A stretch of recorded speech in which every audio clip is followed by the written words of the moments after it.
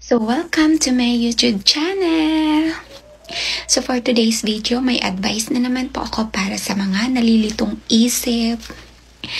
So dapat ka nga bang magpa-comfort sa iba kapag nagtatalo kayo, nag-aaway kayong mag-asawa, mag-partner, mag-jowa o kahit ano pang tawag sa pagsasama nyo?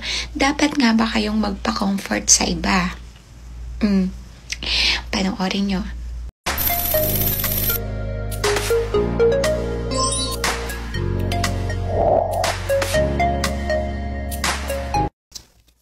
So, ayan na nga.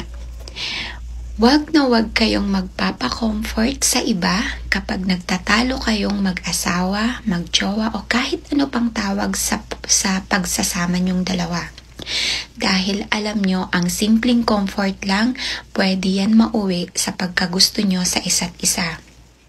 At mapapabayaan nyo na o mawawala na kayo ng gana sa partner nyo. Diyan na nagsisimula ang pagtataksel sa asawa, sa jowa, sa partner, sa ka-live-in.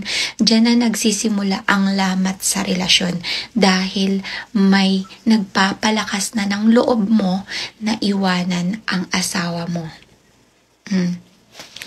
Yan din ang isa sa mga dahilan kung bakit hindi na naaayos ang problema nyo.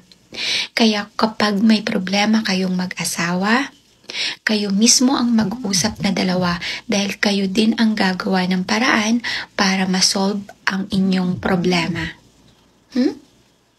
Bye!